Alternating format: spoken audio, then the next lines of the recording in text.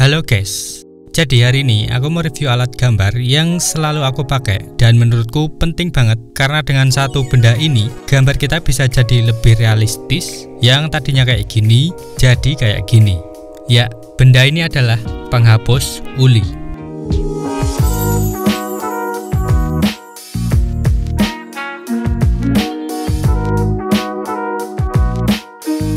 Mungkin kamu udah pada tahu guys dan pakai juga penghapus ini. Tapi buat yang belum tahu, benda hitam bentuknya nggak jelas kayak batu yang sering kamu lihat di video-videoku, itu adalah penghapus uli atau bahasa Inggrisnya kneaded eraser. Ya, itu. Aslinya kalau beli baru itu bersih kayak gini guys. Tapi karena udah dipakai lama jadinya hitam kayak gini. BTW ini aku pakai merek Lyra yang murah tapi udah cukup bagus. Aku udah pakai ini lama dan masih awet sampai sekarang. Jadi karena yang lama masih bisa dipakai, yang baru kita simpan aja. Buat yang belum tahu, penghapus ini itu bahannya elastis, bisa dibentuk-bentuk kayak plastisin. Terus apa istimewanya bang? Oke, aku tunjukin apa istimewanya dan apa kekurangan dari penghapus ini. Jadi, karena penghapus ini bisa dibentuk-bentuk, penghapus ini bisa dipakai di berbagai kondisi dan situasi. Yang pertama, udah pasti buat menghapus kayak biasanya. Menghapus kalau ada yang salah, menghapus yang kotor, menghapus yang menyakitkan kalau diingat-ingat. Biasalah ya, kayak penghapus pada umumnya.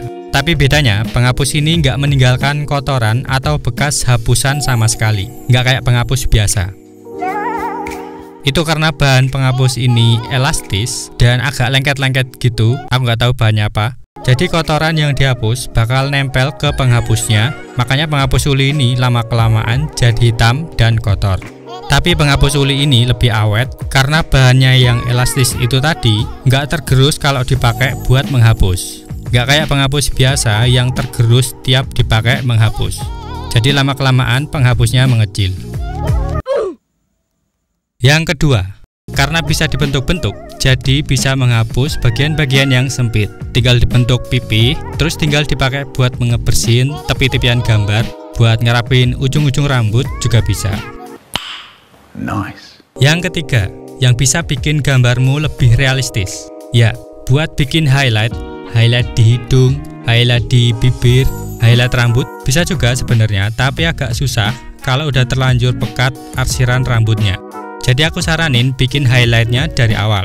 Caranya gambar dulu rambutnya, sisain buat bagian highlight nanti, baru dibikin highlightnya pakai penghapus uli di akhir. Yang keempat, nah ini yang paling keren guys, gak banyak yang tahu mungkin. Penghapus ini kalau dikombinasikan sama pensil bisa bikin gambarmu jadi lebih realistis lagi, yaitu buat mengendalikan shading atau gelap terang. Pensilnya dipakai buat mengarsir gelap, penghapus ulinya dipakai buat mengarsir terang. Bingung kan? Contoh, misalnya lagi mengarsir bagian pipi, pas sudah selesai ternyata kok terlalu gelap. Nah, pakai aja penghapus uli ini buat menerangkan arsirannya, alias mengarsir terang. Sorry guys, bahasaku rada aneh. Caranya, penghapus uli ini dibentuk runcing dulu kayak pensil, terus dipakai buat menghapus bagian yang mau diterangin. Dengan cara diarsir juga kayak pensil. Mau arsir searah atau silang, terserah, yang penting arsirannya pelan-pelan aja. Tipis-tipis aja kayak kita mengarsir pakai pensil. Terus sambil diperhatiin udah pas apa belum gelap terangnya. Terus sambil di blend atau digosok pakai tisu biar rata.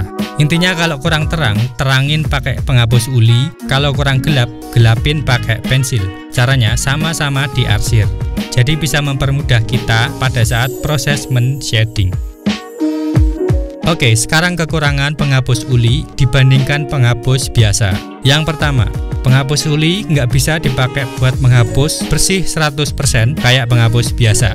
Itu karena penghapus uli punya bahan empuk, jadi nggak bisa ditekan kuat-kuat. Hasilnya, hapusan nggak bisa bersih kayak penghapus biasanya.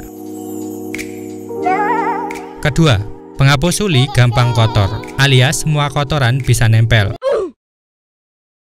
Itu karena bahannya yang elastis dan agak lengket, tapi bisa kok dibersihin lagi. Caranya diremas-remas atau diuleni kayak adonan kue sampai bagian yang kotor tercampur sama bagian yang masih bersih. Jadinya bisa lebih kelihatan bersih lagi. Kalau kotor lagi tinggal lakuin hal yang sama, sampai kalau udah kotor banget bisa beli yang baru.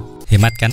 Tapi pastiin juga simpen di tempat yang bersih kalau udah nggak kepake. Kelemahan ketiga, nggak ada. Lebih banyak kelebihannya dibanding kekurangannya. Jadi kesimpulannya guys, penghapus uli sifatnya buat mengurangi, bukan menghapus bersih. Kalau mau menghapus yang bisa bersih, tetap pakai penghapus biasa. Oke guys, itu tadi review penghapus uli yang biasa aku pakai buat mendampingi si pensil kalau aku lagi gambar. Review ini murni dari pengalamanku sendiri dan caraku sendiri. Kamu bebas kok mau pakai alat yang lain kayak mechanical eraser, battery eraser, pensil eraser atau lainnya. Gak harus pakai penghapus uli juga. Tapi kalau aku pakainya penghapus uli ini udah cukup. Karena udah murah, awet, bisa dipakai buat banyak hal kalau bisa memanfaatkannya dengan baik. Jadi menurutku ini bisa jadi rekomendasi alat gambar yang bagus buat pemula atau yang udah pro. Oke guys, makasih udah nonton video ini. Klik like kalau suka dan ojo lali subscribe.